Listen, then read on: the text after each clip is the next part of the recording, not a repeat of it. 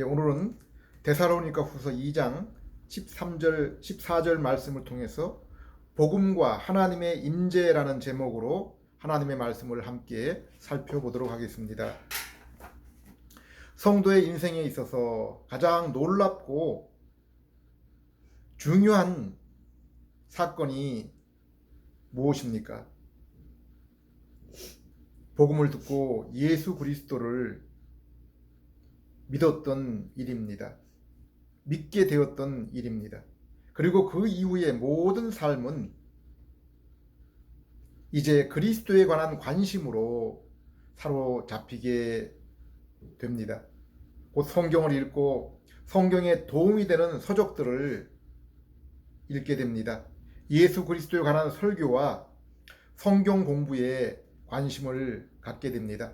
예수님은 요한복음 10장 10절에서 도둑 곧 마귀는 다만 훔치고 죽이고 파괴하려고 오는 것뿐이지만 나는 양들이 생명을 얻고 또 더 넘치게 얻게 하려고 왔다라고 했습니다.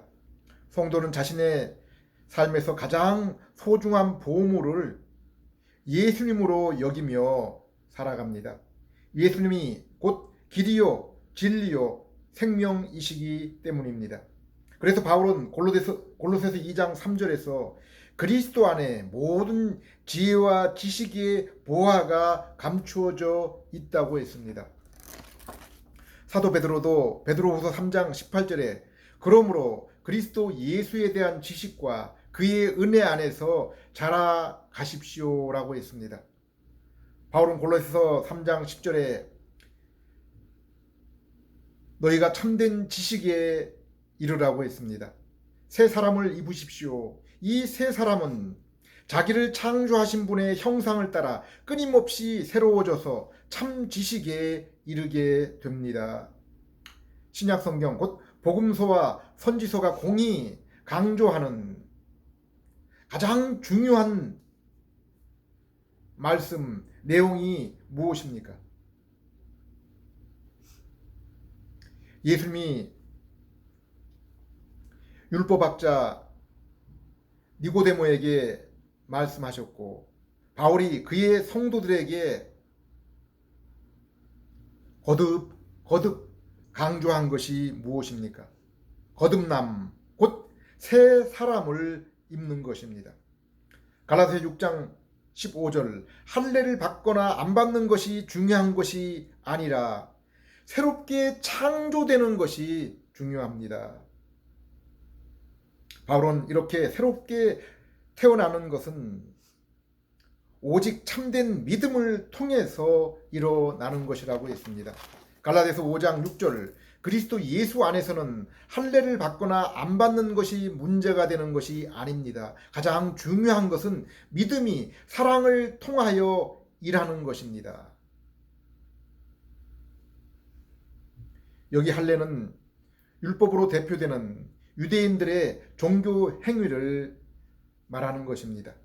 예수님은 요한복음 4장에서 사마리아 여인에게 구원은 분명히 유대인으로부터 난다고 했습니다. 예수님도 바울도 아브라함, 모세, 다윗으로부터 물려받은 믿음의 유산을 결코 부인하지 않으셨습니다. 그런데 유대인들은 그들이 믿은 믿음의 대상과 핵심을 놓쳐버리고 종교적인 형식만 가지고 있었기 때문에 책망하고 있는 것입니다. 예수님은 유대인 지도자와 학자들에게 너희가 모세를 믿었다면 나를 믿었을 것이라고 했습니다.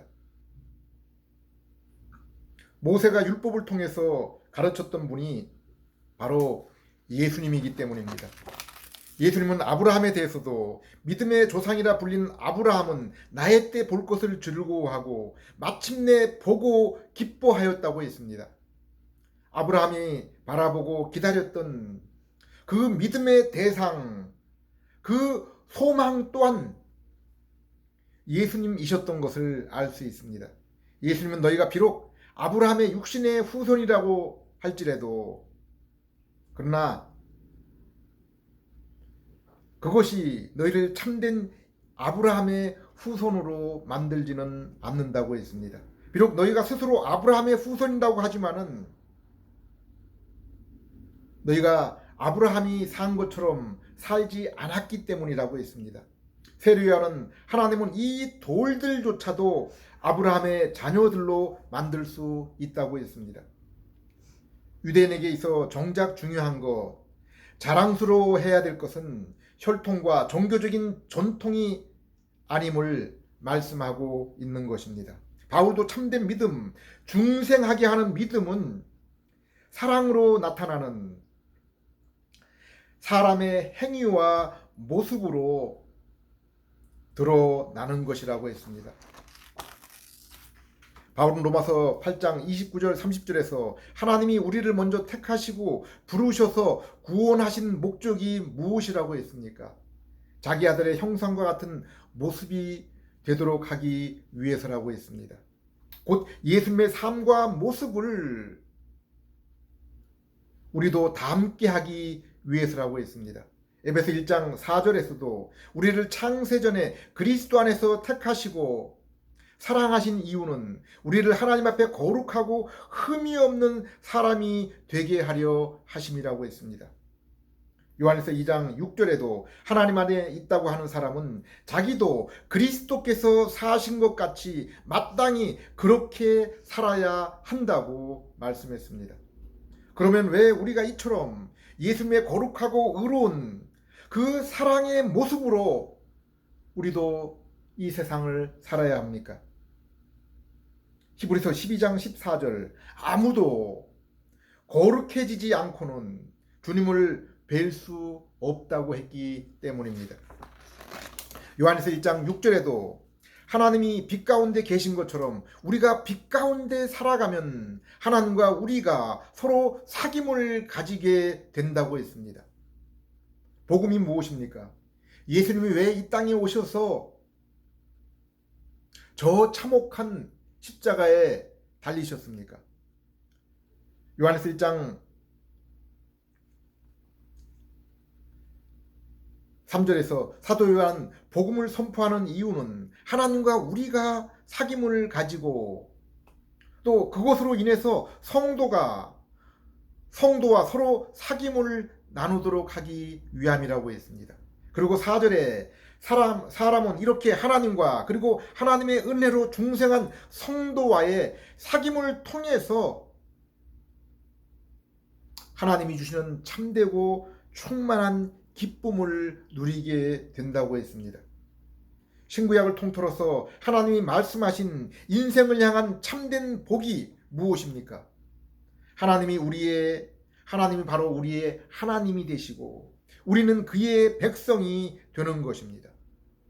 곧 하나님과 우리가 아버지와 자녀, 남편과 아내, 그리고 친구의 관계가 되어서 참되고 진실한 사귐을 이루는 것입니다. 그래서 시편 42편의 시인은 오직 하늘과 땅에 하나님 한 분만을 사모한다고 했습니다. 시편 16편에 이 땅에 사는 참된 성도와의 사귐이 자신이 이 땅에서 갖는 모든 기쁨이 된다고 했습니다. 우리는 이 땅에서 예수 그리스도를 믿고 중생 곧 새 사람이 되므로 영적으로 날마다 하나님과 우리 예수님을 뵈며 서로 교제하며 살아갑니다. 그러나 그것은 고린도후서 3장 말씀처럼 청동 거울로 우리 주님을 보는 것처럼 희미하게 보는 것입니다. 그렇다고 없는 것을 잘못 보거나 환상을 보는 것은 결코 아닙니다. 그리고 우리가 성경을 통해서 예수님을 알아나가고 인격으로 그분을 닮아 나갈 때 우리는 비록 청동 거울로 그분을 보는 것이지만 보다 분명하게 하나님을 뵈며 사귀는 것입니다. 고린도 3장 16절에서 18절을 보면은 죄인인 우리는 죄로 인해 결코 하나님을 볼 수 없는 상태였다고 했습니다. 물론 피조물인 우리가 영이신 하나님, 그 본질이 영이신 하나님을 이 땅에서 두 눈으로 볼 수 없을 뿐 아니라 우리가 천국에 이르러서도 그 영이신 성부 하나님을 우리의 육신의 눈으로 볼 수 있는 것은 아닐 것입니다. 오직 예수 그리스도를 통해서 그 하나님의 영광을 바라보며, 또 그러나 하나님이신 우리와 같은, 우리가 갖게 될 그 영광의 몸을 입으신 그리스도, 그분과 우리가 교제를 나누며 함께 하시는 성부 하나님을 배울 뿐입니다.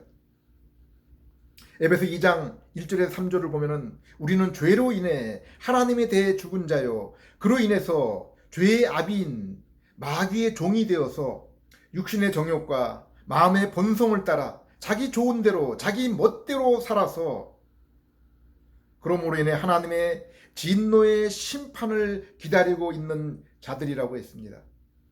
그러나 이러한 죄인의 상태에 있던 우리가 복음을 통해서 예수 그리스도를 알 때 비로소 죄로 인해 가리워졌던 하나님의 모습, 그 영광을 볼 수 있게 되며 죄와 사망과 마귀의 종노릇에서 비로소 자유를 얻게 되는 것입니다. 고린도 3장 16절에서 18절, 그러나 사람이 주님께로, 예수님께로 돌아서면 그 노을은, 그 가림막은 벗겨집니다. 주님은 영이십니다. 주님의 영이 계신 곳에는 자유가 있습니다. 우리는 모두 노을을 벗어버리고 주님의 영광을 바라봅니다. 이렇게 해서 우리는 주님과 같은 모습으로 변화하여 점점 더 큰 영광에 이르게 됩니다. 이것은 영이신 주님께서 하시는 일입니다. 여기 우리가 이렇게 새로운 눈을 뜨고 새롭게 영적으로 재창조가 되어서 하나님을 뵙고 사귐을 갖게 된 것은 예수 그리스도의 십자가와 예수 그리스도의 인격과 예수 그리스도의 십자가와 성령님을 통해서라고 말씀하고 있는 것입니다. 그리고 이렇게 중생하여 새 사람을 입은 성도는 점점 더 그리스도를 닮은 모습으로 자라나며 그로 인해 주님과 더욱 풍성한 교제를 이 땅에서 누리며 살아가게 되는 것입니다. 그러나 골로새서 3장 1절에서 3절을 보면은 이러한 성도의 그 변화된 새 창조의, 재창조의 이러한 그 변화된 모습은 영적으로 이루어진 일이요, 새롭게 창조된 것은 우리의 영혼, 곧 속 사람이기 때문에 세상 사람들은 결코 우리의 외모를 보고 우리가 자기 자신들과 틀린 새롭게 창조된 거듭난 그 모습을 알 수는 없는 것입니다. 그러므로 이 땅에서는 감추어진 것입니다. 그리고 이것은 잠시 후 우리 예수님이 재림하실 때, 우리가 예수님의 그 모습과 똑같이 변화될 때 비로소 우리의 육신의 모습이 드러나게 될 것입니다. 바울은 로마서 8장 36절에 성도의 중생한 삶의 모습에 대해서 자신의 삶을 통해서 이렇게 고백하고 있습니다. 우리는 종일 주님을 위하여 죽임을 당합니다. 우리는 도살할 양같이 여김을 받았습니다. 한번 우리가 사는 이 세상을 살펴보십시오. 우리가 온통 뉴스를 통해 보고 듣는 거, 전쟁의 소식, 음란, 미움, 폭력, 돈에 대한 얘기로 난무합니다. 어디서도 진리, 공평, 공의, 사랑의 그 소식과 모습을 찾아보기 힘듭니다. 개인적으로 다른 몇몇 나라를 방문하고 또 그곳에 살아보기도 했지만은 우리가 현재 살고 있는 이 나라는 그 어디보다 살기 편하고 안전하다고 합니다. 그러나 우리가 살고 있는 이 대한민국, 이 땅의 모습, TV를 틀어 들리는 뉴스의 소식, 그리고 우리가 날마다 삶의 현장에서 부딪히며 만나는 사람들의 모습과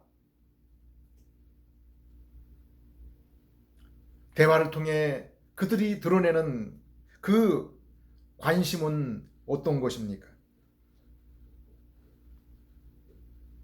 그런데 이 땅의 성도의 모습은 미가서 6장 8절의 말씀처럼 공의를 행하며 사랑과 거룩의 삶을 사는 것이라고 했습니다. 다니엘서 12장을 보면은 마지막 때의 사람들의 모습을 이렇게 설명하고 있습니다. 10절, 이 말씀은 마지막이 올 때까지 은밀하게 간직되고 감춰질 것이다. 많은 사람이 깨끗해질 것이다. 그러나 악한 사람들은 이해하지 못하고 계속 악해질 것이다. 지혜 있는 사람만이 이해할 것이다. 성경은 하나님의 감추어진 비밀, 그래서 말세에 나타날 비밀을, 말세에 비로소 드러날 비밀을 바로 예수 그리스도라고 했습니다. 마태복음 13장을 보면은 이 비밀스러운 보물을 발견한 자마다 자신의 전 재산, 자신의 모든 것을 들여서 밭에 감추어진 그 보물을 캐어내며, 그리고 자신이 온 세상을 통해 발견한 값진 진주를 얻기 위해 자신의 모든 것을 투자하게 된다고 했습니다. 이것을 발견한 자는 깨끗하게 살며 날마다 더욱 깨끗해지며 지려고 말씀과 기도에 힘을 쓰게 됩니다. 그러나 이것을 모르는 사람은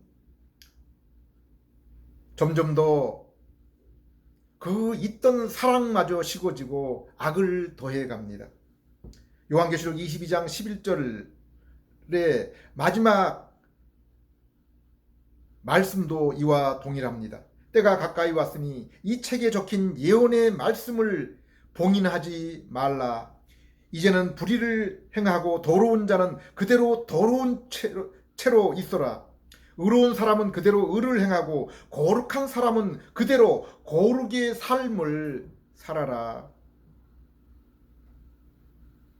이제는 그 예언에 봉해졌던 말씀이 밝히 드러난 그 시대를 우리는 살고 있습니다. 이 땅의 중생한 성도는 죄를 짓고 싶어도 결코 죄를 지을 수가 없습니다. 성향과 본질이 바뀌었기 때문입니다. 마치 초식동물을 보고 고기를 먹으라고 하는 것과 같은 그러한 상태가 되었기 때문입니다. 하나님의 은혜로 아들이 값지게 흘리신 피로 죄 용서를 받고 새 성품을 얻어서 주님과 동행하며 교제하는데, 우리가 죄를 지면은 우리 안에 성령님이 근심하시며 우리의 속사람이 그 죄로 인해 잠시 동안 하나님과의 거룩함의 교제를 잃어버리고 그로 인해 평화와 기쁨을 잃어버리기 때문에, 잠시라도 잃어버리기 때문에 성도는 죄를 지을지라도 곧바로 회개하며 더욱 그 죄를 멀리하며 진리와 거룩에 더욱 가까이 나아가게 되는 것입니다. 그러므로 바울은 로마서 8장 37절에 비록 이 땅에서 복음을 증거하고 거룩한 그 삶을 사는 것으로 인하여 세상의 미움과 반대를 당하며 날마다 죽임을 당할 것 같은 그러한 삶을 살지만은 이렇게 고백하고 있습니다. 그러나 우리는 이 모든 일에 우리를 사랑하여 주신 그분을 힘입어서 이기고도 남습니다. 이 땅의 성도는 이미 예수 그리스도를 믿음으로 죄의 형벌, 죄의 권세에서 벗어나고 사망을 이기고 마귀의 종노릇에서 벗어난 자들입니다. 요한일서 4장 4절, 5장 4절 5절 말씀처럼 예수님 안에서 이미 마귀와 세상을 이긴 자들입니다. 그러나 비록 우리가 믿음 안에서, 그리스도 안에서 믿음으로 영적으로는 이겼지만은 죄성이 여전히 남아있는 육신의 몸을 가진 우리는 이 땅에서 우리의 육신의 고통과 환난을 겪게 된다고 했습니다. 그레고리 빌 목사님은 요한계시록 11장 1절 2절의 말씀을 통해서 사도 요한이 성전을 측량하는데 성전과 제단은 측량하고 그 성전 바깥들은 측량하지 말고 내어두라는 그 말씀, 그들이 그 거룩한 도성을 42달 동안 짓밟을 것이라는 그 말씀을 주석하는데, 여기 성전과 제단은 바로 우리의 중생한 영혼이요 성전의 그 바깥들은 우리의 육신의 몸이라고 그렇게 주석하고 있습니다. 그래서 하나님은 우리의 영혼은, 구원을 받은 우리의 그 영혼, 우리의 속사람은 이 땅에서 머리털 하나 상하지 않고 보호되고 있으며 믿음이 자라고 속사람이 더욱 자라서 강건해지지만은 육신은 세상과 마귀에게 내어주어서 시련과 환난을 겪게 된다고 했습니다. 여기 42달, 곧 3년 반, 1260일은 우리 인생의 전체, 그리고 예수님 부활 이후의 재림까지의 기간을 말한다고 했습니다. 그러므로 성도는 이 땅에서 바울의 고백처럼 비록 영혼은 그리스도 안에서 심령의 기쁨과 천국을 날마다 맛보지만은, 그래서 에베소 2장 6절에서 8절까지는 우리가 이미 십자가에서 죽고 함께 부활하여 하나님의 보좌 우편에 예수님과 함께 앉게 되었다라고 그렇게 말씀하고 있지만, 우리의 육신은 도살할 양 같은 그러한 환난과 고난을 겪는다고 했습니다. 예수님의 핏값으로 세워진 교회 또한 영적으로는 하나님께 신령과 진정으로 참된 예배를 드리며 이 땅에서 천년 왕국을 누리지만은 눈에 보이는 현실에서는 세상에 끌려가고 조롱을 당하고 죽임을 당하게 되는 것입니다. 영적으로는 세상과 마귀와의 싸움에서 이기지만은 하나님께서는 잠깐 동안 우리의 육체는 그들에게 내어주는 것입니다. 그러나 바울은 로마서 5장에서 이 땅의 성도는 하나님의 은혜를 믿음으로 받아서 날마다 하나님과 화평을 누리며 친교의 삶을 통해서 천상의 그 즐거움을 미리 맛보며 살아갈 뿐 아니라, 비록 환난을 당하면서도, 환난을 통해서도 그로 인해 더욱 연단된 거룩한 인격을 통해서 하나님께 더 겸손하게 가까이 나아가게 된다고 했습니다. 그러므로 히브리서 12장에서 히브리 기자는 이 땅에서의 환난, 마귀와 세상과 죄가 주는 그 환난 또한 하나님이 그 사랑하는 아들에게 주시는 사랑의 매요, 그로 인해 성도는 거룩과 의의 열매를 더욱 풍성하게 맺게 된다고 했습니다. 여러분, 지금 우리는 어떤 시대를 살고 있습니까? 하나님의 언약의 실체 되신 예수님이 오셔서 성경이 약속한 모든 약속, 예수님의 재림, 그리고 새하늘, 새 땅, 새 예루살렘에 대한 그 약속 외에는 모든 것이 성취된 그러한 시대에 살고 있습니다. 곧 믿는 자는 영혼이 새롭게 창조되어 하나님이 거하시는 성전으로 참된 예배를 드리며 날마다 하나님의 임재, 곧 하나님이 거하시는 지성소에 들어가며 그로 인해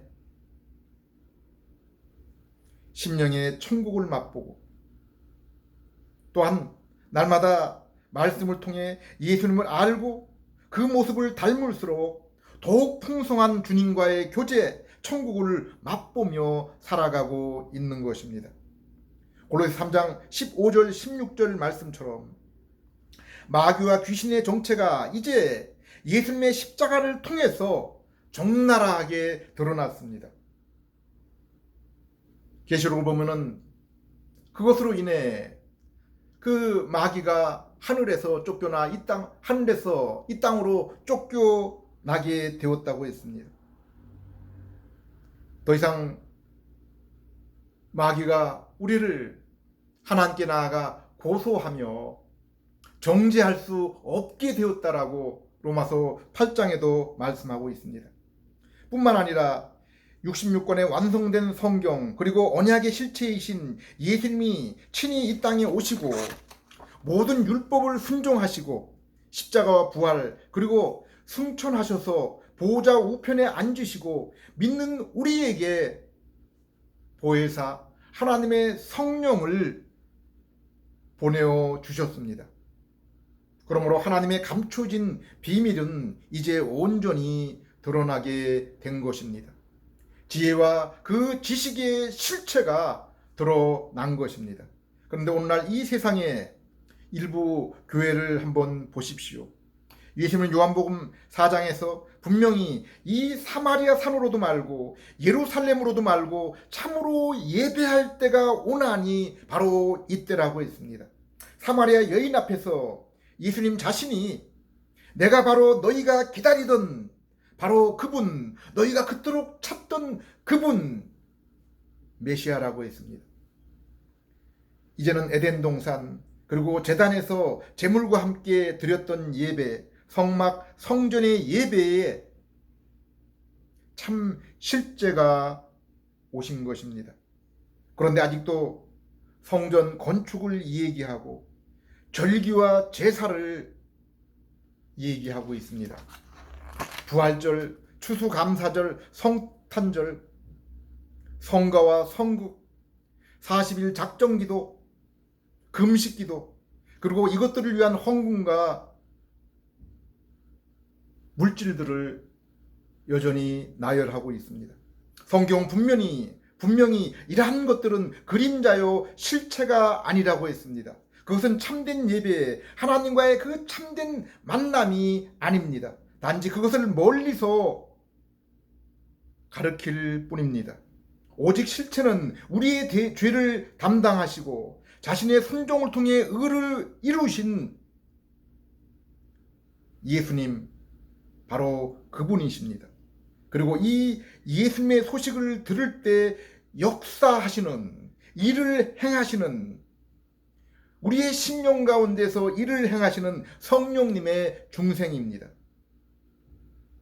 그리고 이 복음을 들을 때 중생하여 예수를 믿는 자들은 이제 자신이 가진 모든 것, 그리고 이 땅에서 이루어진 그 모든 그 인생의 관계보다도 예수님을 알고 따르는 것을 소중히 여깁니다. 40일 작정기도, 금식기도, 11조 방언의 문제가 아닌 것입니다. 그런데 오늘날 교회와 그 교회에서 나오는 설교의 모습을 한번 보십시오. 저는 TV의 유명한 목사님들의 설교 가운데 중생에 관한 것과 거룩에 대한 내용을 들어본 적이 거의 없습니다. 예수님과 바울 그리고 신약 성경은 중생과 사랑으로 역사하는 믿음, 곧 거룩한 삶보다 더 중요시하는 것이 무엇입니까? 곧 영적으로 예수 그리스도를 믿음으로 하나님을 만나며 동행하는 것보다 우리에게 절실하고 중요한 것이 무엇입니까? 성경은 인생의 본분이 하나님을 경외하며 그 계명을 지키는 것이라고 했습니다. 하나님의 영광의 광채이신 예수님께 나오지 않고 우리가 어떻게 하나님을 알며 하나님께 사랑과 경배를 할 수 있습니까? 그리고 예수를 믿어서 죄 용서받고 새 마음을 받지 않고 어떻게 말씀과 계명을 사랑하며 지키며 형제와 이웃을 사랑할 수 있습니까? 성경을 통해 예수님은 얼마나 놀라운 일을 말씀하고 있습니까? 성경은 예수님을 임마누엘, 곧 하나님이 우리와 함께 하신 것이라 말씀하고 있습니다. 성부 하나님은 알파와 오메가이십니다. 성자 예수님도 마찬가지로 알파와 오메가이십니다. 곧 이 세상을 창조하시고 운행 섭리하시며 마침내 심판하시고 영원한 그분이 계획하셨던 영원한 천국으로 인도하시는 분이십니다. 성경은 피조물인 인생이 예수님을 통해 바로 창조주이신 하나님을 아버지와 남편과 친구로 그렇게 인격의 사귐을 나누며 그것도 영원히 지속되는 그 만남을 나누게 될 것이라고 했습니다. 피조된 인생에게, 피조물인 인생에게 이거보다 더 엄청나고 놀랍고 복된 일이 어디에 있습니까? 그러나 이것은 인간이 상상으로 만들어내고 꾸민 일이 아닙니다. 오늘 우리가 사는 세상을 보십시오. 공의와 인자, 공평과 사랑이 그 어디에 있습니까? 어느 나라, 어느 인생에서 찾을 수 있습니까? 요한일서 1장 1절에서 3절에서는 오직 이것을 이 땅의 교회에서 찾을 수 있고 만날 수 있다고 했습니다. 하나님으로부터 난 자, 곧 중생하여 죄 용서받고 새 마음을 받은 성도는 하나님 우리를 먼저 사랑하시고 찾아오신 것처럼 비로소 하나님을 사랑하게 되고 또한 하나님으로부터 태어난 성도를 사랑하며 그로 인해 계명을 지키게 된다고 했습니다. 예수가 그리스도이심을 믿는 사람은 다 하나님에게서 태어났습니다. 낳아주신 하나님을 사랑하는 사람은 다 그분이 낳으신 사람도 사랑합니다. 우리가 하나님을 사랑하고 또 그 계명을 지키면 이로써 우리가 하나님의 자녀를 사랑하는 것을 압니다. 하나님을 사랑하는 것은 그 계명을 지키는 것입니다.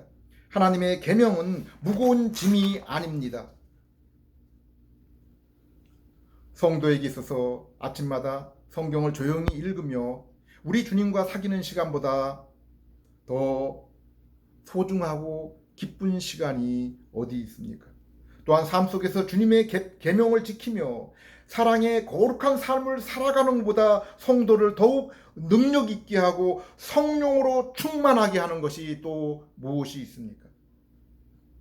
하나님은 아담 곧 인간인 우리를 만나 교제하시기 위해서 이 아름다운 피조 세계를 만드시고 에덴 동산에 인간이 거하게 하시고 함께 하셨습니다. 왕과 제사장으로 만물을 다스리며 하나님의 형상을 지닌 인간이 땅끝까지 충만하도록 하셨습니다. 그리고 동산 가운데 선악과 나무를 통해서 하나님의 형상을 입은 우리가 오직 하나님과의 이러한 바른 관계를 통해서만 참된 행복과 안식 그리고 이 순종을 통해서 우리 앞에 더욱 온전하고 영원한 하나님과의 그 친교가 있을 것을 약속하시고 생명나무와 안식일을 주신 것입니다. 그런데 아담이 선악과 열매를 따먹음으로 하나님의 약속을 따라 아담은 하나님과 교제가 끊기게 되고 하나님의 형상이 훼손되고 에덴 동산을 쫓겨나게 된 것입니다. 그러나 하나님은 범죄한 아담이 에덴 동산을 쫓겨나기 전 창세기 3장 15절 말씀을 주시며 여인로부터 태어날 후손이 사단으로부터 구원하실 것을 약속했습니다. 그리고 피 흘린 짐승의 가죽으로 옷을 입혀 주셨습니다. 이 하나님의 약속이 바로 성경 전체가 설명하고 있는 복음입니다. 이후에 하나님은 죄로 가득한 세상에서 노아를 방주를 통해 구원하신 후에 무지개 언약을 통해 비록 인간이 죄로 인해 멸망해야 하나 여인의 후손으로 오실 그분의 때까지 심판을 지연시킬 일반 은혜를 약속했습니다. 홍수와 방주는 바로 예수 그리스도의 구원과 세례를 보여주는 것이라 신약 성경은 말씀하고 있습니다.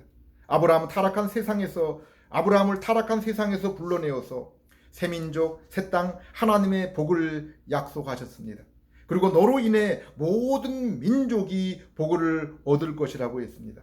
여기 하나님의 복은 하나님이 우리의 하나님, 우리는 그분의 백성이 되게 하는 그 은혜를 말씀하고 있습니다.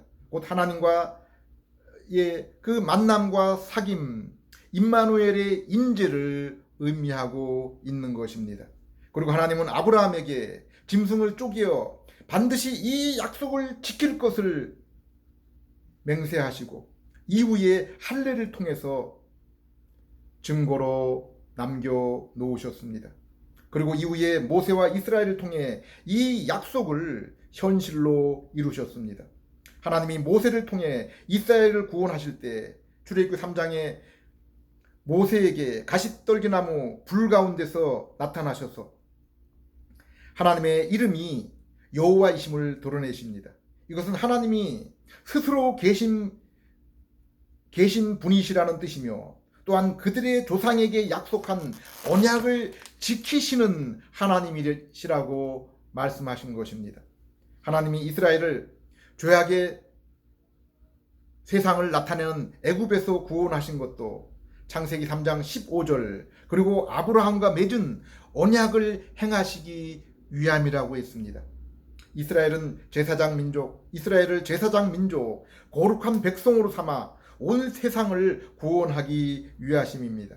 그래서 그들을 구원하시고 시내산에서 율법을 주신 것입니다. 율법의 중심 내용은 십계명입니다. 그리고 여러 제사제도 시민법이 함께 있습니다. 이 율법을 주시면서 레위기 18장 15절에 이렇게 말씀하십니다. 그러므로 너희는 내가 세운 규례와 법도를 지키라. 그리하면 너희가 살리라. 그런데 유대인들은 이 율법을 오해했습니다. 하나님이 모세에게 주신 율법을 다 지킬 때 하나님이 요구하신 의에 이르러 구원을 얻게 되는 줄로 알고 있습니다. 죄인인 우리가 죄 없는 상태에서 아담도 지킬 수 없었던 하나님의 선악에 관한 규정을 어떻게 지킬 수가 있겠습니까? 여기 모세의 율법은 세 가지 그러한 그 기능과 의미가 있습니다. 첫째는 불신자들에게 더 큰 죄를 짓지 않도록 경고하며 죄를 억제하기 위한 그러한 기능입니다. 둘째는 죄인인 우리가 아무리 노력해도 율법을 온전히 지킬 수 없음을 알며 그로 인해 하나님의 은혜와 긍휼을 구하고 제사제도와 그 제사장 성막을 통해 드러난 그림자로 비춰준 그리스도에게 나아가도록 인도하는 초등교사의 역할입니다. 우리는 제사제도, 제사장, 성막 이러한 것들을 통해서 그리스도를 이해할 수가 있습니다. 마지막으로 중생하여 구원을 얻은 성도 곧 참 이스라엘이 하나님의 율법을 순종함으로 더욱 주님을 알고 주님께 더 나아가도록 하기 위해서입니다. 모세는 출애굽기 6장, 신명기 30장을 통해 광야 1세대 그리고 2세대 이스라엘에게 율법을 선포하면서 이 율법을 너희가 마음에 새기라고 했습니다. 마음에 이 율법을 할례로 받으라고 했습니다. 여기 율법을 마음에 새기고 마음에 할례를 받는 것을 바울은 로마서 2장 29절에 참된 믿음 곧 중생이라고 했습니다. 그러므로 광야의 이스라엘 가운데 중생한 참 이스라엘은 이렇게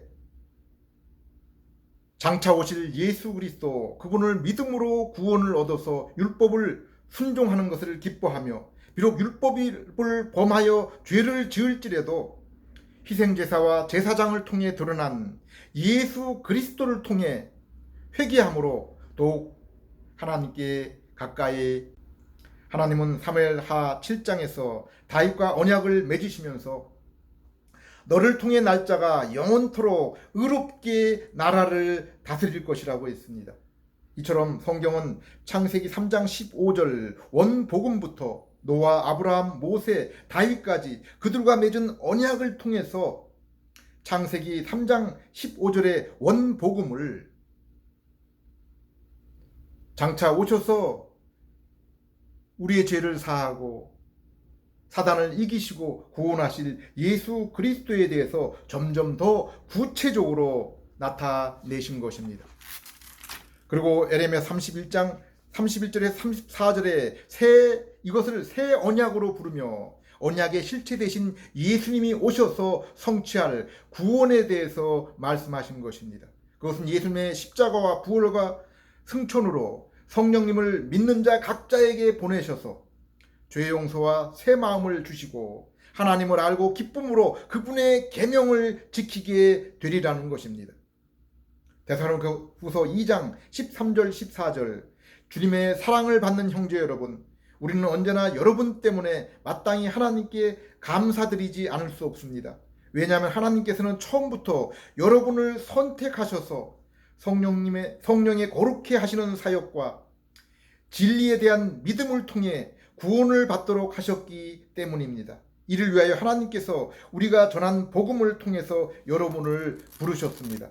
그래서 여러분은 우리 주 예수 그리스도의 영광을 얻게 되었습니다. 성부 하나님이 그분의 백성을 창세전에 택하시고 우리가 복음의 소식, 곧 성경을 읽고 설교를 들을 때 성령님의 중생을 통해서 우리에게 지식과 감정과 의지, 곧 우리의 마음과 양심의 눈을 뜨게 해주시고 거룩하게 해주시고 깨닫게 해주셔서 예수님과 그분의 하신 일들을 알고 사랑하고 믿게 하셔서 구원에 이르게 한 것입니다. 예수님의 율법의 순종을 통해 이루신 의와 아담의 죄를 인해 물려준 죄값을 십자가에서 이루시고 우리가 믿을 때 죄의 용서로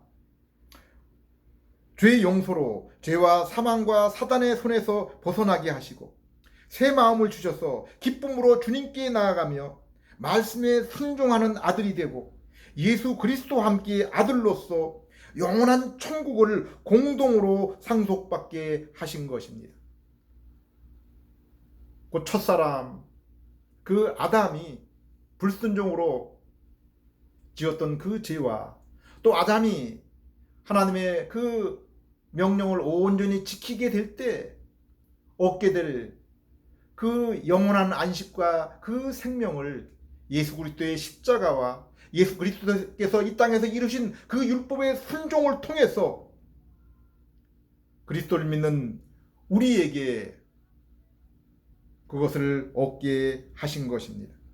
또한 지금 이 땅에서도 천국을 위한 인과 보증으로 우리 안에 거하신 성령님을 통해서 우리는 날마다 천국을 맛보며 주님과 친교로 동행하며 점점 더 풍성한 기쁨의 교제를 이 땅에서도 누리며 살아가게 하신 것입니다. 그로 인해 이 놀라운 세계를 날마다 우리의 삶과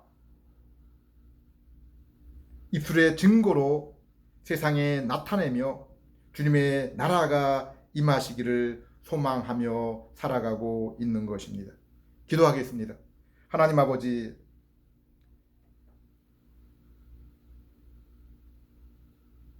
피조물인 저희 인생에게, 그것도 죄짓고 하나님과 교제가 끊어진 이러한 저희들에게 이보다 더 귀한 소식이 어디에 있습니까? 창세기 3장 15절 이후에 그 구약에 약속한 모든 언약의 실체가 되시는 분이 예수님이심을 믿습니다. 예수님만이 여인의 참된 후손이십니다. 아브라함의 그 약속한 그 아들이시며 모세가 성막과 또 희생제물과 제사장과 또 친히 자신의 뒤를 이어서 오시게 될, 너희가 꼭 그 말씀을 들어야 될 그 선지자라고 하신 분이 예수님이시며, 다윗이 의로 영원히 다스리게 될 자신의 그 후손된 왕, 그분이 예수님이심을 믿습니다. 하나님, 이 시간도 이 설교를 통해 듣는 자들의 심령에 성령님 함께 하셔서 이것을 깨달아 알게 하시고, 그로 인해 주님의 얼굴을 보며 그로 인한 즐거움으로 감사와 찬송을 드리는 예수 그리스도를 믿는 믿음을 허락해 주시옵소서. 예수님 이름으로 기도드립니다.